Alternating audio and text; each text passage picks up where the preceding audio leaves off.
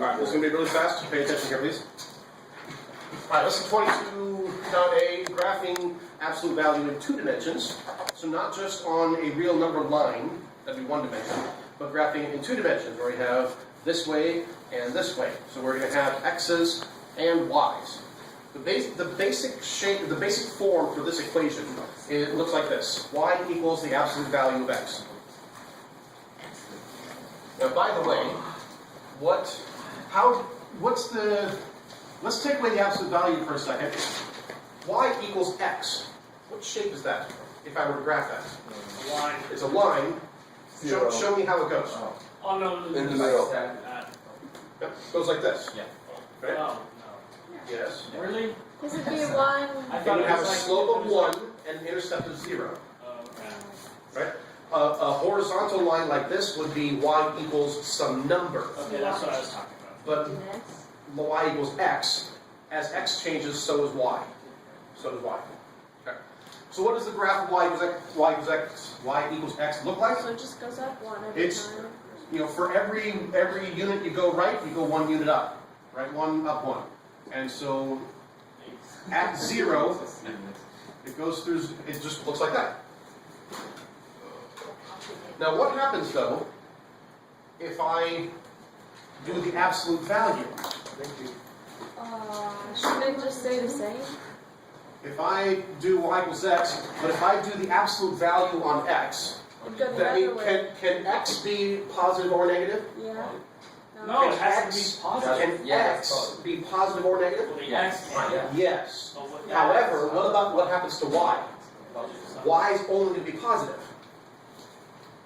Right? This is our x-axis, this is our y-axis. So we can go anywhere we want, left or right, right? Positive x values, negative x values, we can go left and right. But on the y scale, it's all going to be up. Because if we go below here, then y is going to be negative, and we can't have that because we just specified that y is going to be the absolute value of x, so y will always be positive. So it's exactly the same here. Because when x is positive, so is y, and the absolute value doesn't actually change anything. You really should pay attention to this. So the right half of the graph here is exactly the same as just the regular line. The only thing that changes on the left side, instead of going negative, it's a mirror image of it. So I'm going to pretend that this is exactly on top of it. So the absolute value graph just looks like a V. Start with a line, and whatever was negative, do a mirror image going up. That's So all solid. it is a V. Pretty exciting. Solid. All right. Now the book doesn't tell you this in this lesson, but in this spot, but it's going to do it in some other contexts. And so I'm going to teach this to you now. H and K. If I want to take this graph of the absolute value and I want to move it, I want to shift it somewhere. All I have to do, or what I can do is add or subtract something to x before I do. If I mess with x before I do the absolute value, I move the graph in what direction? Anybody know? You want to do both? If I add or subtract a number to x before I do the absolute value, what happens to the graph? It moves horizontally. Now, if I do the absolute value and then I do something to x, that's going to move it vertically, and that is kind of like doing this. My blue is fading. So when we have it in this form, x minus h, y minus k. Drill that into your brain. Say it with me. X minus h, X minus h, y minus k. y minus k. X minus h, X minus h, y minus k. y minus k. X minus h, X minus h, y minus k. y minus k. You know what one of the best ways to learn something is? Hypotenuse. Repetition. Oh, okay. You know what another really good way to learn something is? Not repetition. Repetition. You know what's even a better way to learn something? Repetition. Chris, what's a really good way to learn something? Repetition. Good job. Good job. All right. So what happens here is that whatever. Let Let me write this over here.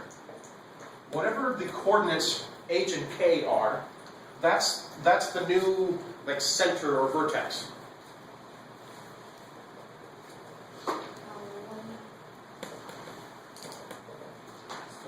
So if this spot right here, I have not moved this graph at all. On this equation, in this equation, what's h? It's almost a trick question. 1. 0. What's k? 0. 0. So my vertex, my tip here, my tip of the v in the absolute value graph is at 0, 0. So if I want to move this graph using, let's do blue. Let's say I want to move this graph 2 units to the right and 1 unit down, just because. And I want the v to be here. What do you suppose my equation is going to be? Y minus 1 equals x. First of all, what are the coordinates of this point? 2, 2, negative 1. So that is my new vertex. Call it h and k. X comes first, y comes second. Also alphabetically, h comes first and y comes second. By the way, horizontal comes alphabetically before vertical. At least we're consistent. It's kind of nice. So my h is 2, so what do I write here? Plus 2. No. But you said plus 1. Yeah. 2. Well, what's the form? Minus 2. Remember, x minus h, y minus k. Say it one more time. X minus h, y minus k. Y minus K. This is h, so what do I write here? K. No, okay. H. Minus 2. Good job. Oh, I get it. X minus h. If h is 2, That's the x. then I do x minus 2. And what goes here? Plus 1. Plus 1. Oh, it's negative. Negative. Now, I want to teach it to you this way so that you have the association of x minus h and y minus k. You mean x minus h, y minus k? Yes, that's exactly what I meant. The way the book or the calculator or other books would write this is the books and calculators like to have things where it's y equals and then everything else on the right. That's okay. So all it just takes is one little adjustment here. And just move that 1 to the other side. That's our answer. So if the book, which I don't think it does in this lesson, but in a later lesson it will, if it tells you to graph this, it would probably help if you moved that number to the other side, and it's a little bit easier to see this.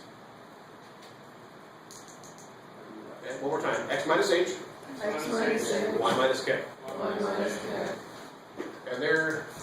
And what shape does the absolute value function look like?